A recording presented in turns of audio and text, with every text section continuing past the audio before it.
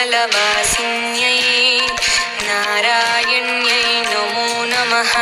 कृष्णप्रियायै सततं महालक्ष्म्यै नमो नमः। पद्मपत्रेक्षणायै च पद्मास्यायै नमो नमः। पद्मासनायै पद्मिन्यै वैष्णव्यै च नमो नमः। सर्वसम्पत्स्वरूपिण्यै सर्वाराध्यै नमो नमः। हरिभक्तिप्रदात्रै च हर्षदात्रै नमो नमः। धनलक्ष्म्यै नमः। ॐ धान्यलक्ष्म्यै नमः। ॐ आद्यलक्ष्म्यै नमः। ॐ वीरलक्ष्म्यै नमः। ॐ विजयलक्ष्म्यै नमः। ॐ गजलक्ष्म्यै नमः। ॐ सन्तानलक्ष्म्यै नमः। ॐ विद्यालक्ष्म्यै नमः।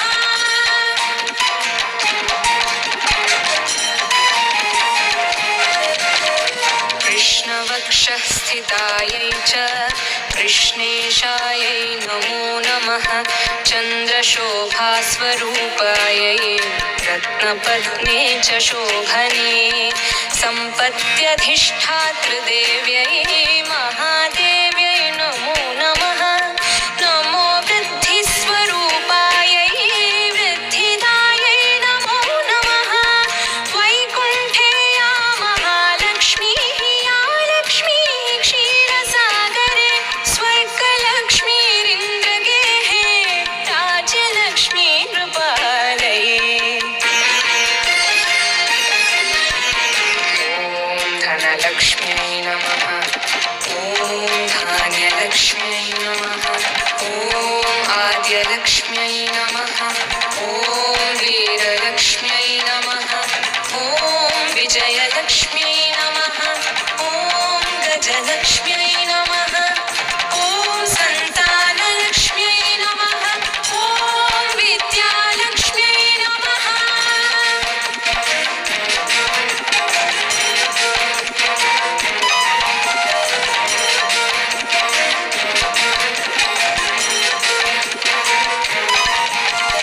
गृहलक्ष्मीश्च गृहिणां गेहे च गृहदेवता सुरभिः सागरे जाता दक्षिणा यज्ञकामिनी अदितिर्देव माता त्वं कमला कमलालये स्वाहा त्वं च हविर्धाने कव्यदाने स्वधा स्मृता त्वं हि विष्णुस्वरूपा च सर्वधारा वसुन्धरा शुद्धसत्त्वस्वरूपा त्वं नारायणपरायणा।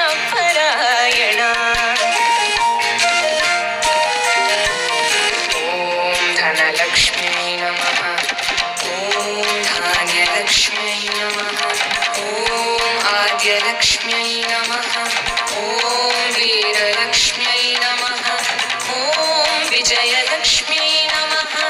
ॐ गजलक्ष्म्यै नमः। ॐ सन्तानलक्ष्म्यै नमः। ॐ विद्यालक्ष्म्यै नमः।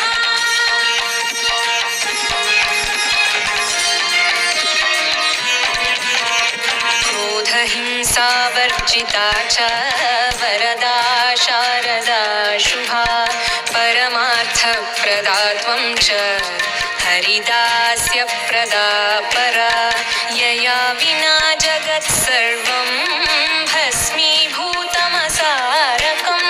जीवन्मृतं च विश्वं च शश्वत्सर्वं यया विना सर्वेषां च परा माता सर्वबान्धवरूपिणी धर्मार्थकाममोक्षाणां त्वं च कारणरूपिणी।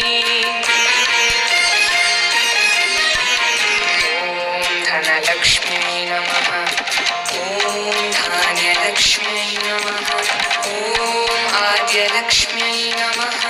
ॐ वीरलक्ष्म्यै नमः। ॐ विजयलक्ष्म्यै नमः। ॐ गजलक्ष्म्यै नमः। ॐ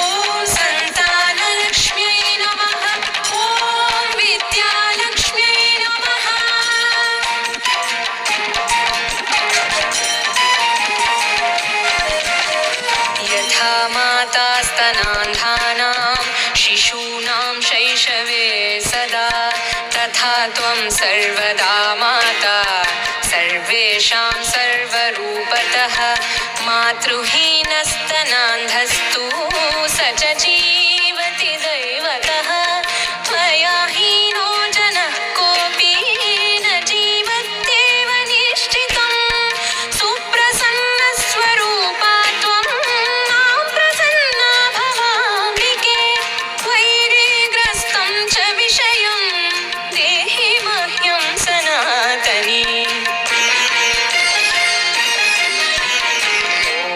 धनलक्ष्म्यै नमः ॐ धान्यलक्ष्म्यै नमः ॐ आद्यलक्ष्म्यै नमः ॐ वीरलक्ष्म्यै नमः ॐ विजयलक्ष्म्यै नमः ॐ गजलक्ष्म्यै नमः ॐ सन्तानलक्ष्म्यै नमः ॐ विद्यालक्ष्म्यै नमः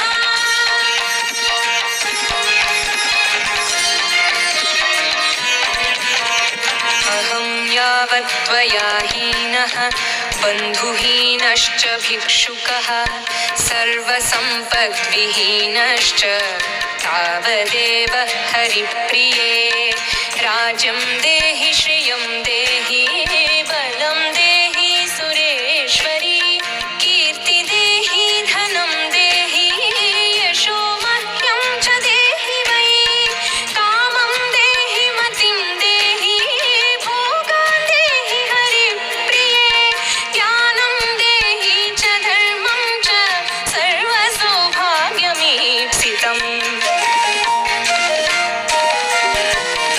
ॐ धनलक्ष्म्यै नमः ॐ धान्यलक्ष्म्यै नमः ॐ आद्यलक्ष्म्यै नमः ॐ वीरलक्ष्म्यै नमः ॐ विजयलक्ष्म्यै नमः ॐ गजलक्ष्म्यै नमः ॐ सन्तानलक्ष्म्यै नमः ॐ विद्यालक्ष्म्यै नमः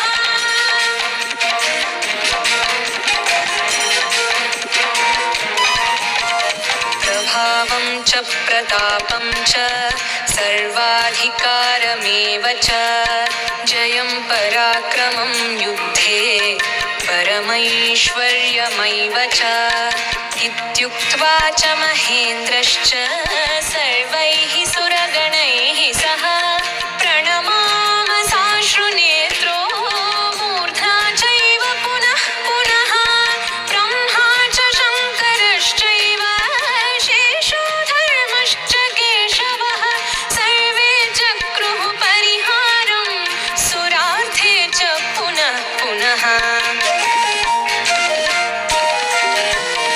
ॐ धनलक्ष्म्यै नमः ॐ धान्यलक्ष्म्यै नमः ॐ आद्यलक्ष्म्यै नमः ॐ वीरलक्ष्म्यै नमः ॐ विजयलक्ष्म्यै नमः ॐ गजलक्ष्म्यै नमः ॐ सन्तानलक्ष्म्यै नमः ॐ विद्यालक्ष्म्यै नमः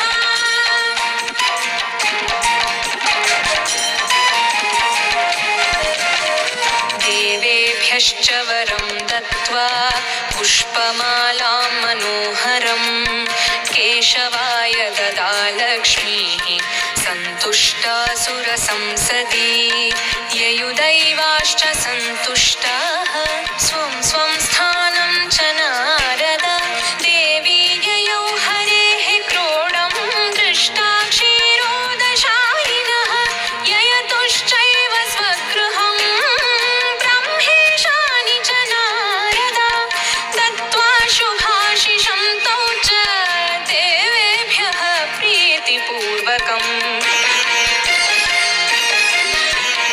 ॐ धनलक्ष्म्यै नमः ॐ धान्यलक्ष्म्यै नमः ॐ आद्यलक्ष्म्यै नमः ॐ वीरलक्ष्म्यै नमः ॐ विजयलक्ष्म्यै नमः ॐ गजलक्ष्म्यै नमः ॐ सन्तानलक्ष्म्यै नमः ॐ विद्यालक्ष्म्यै नमः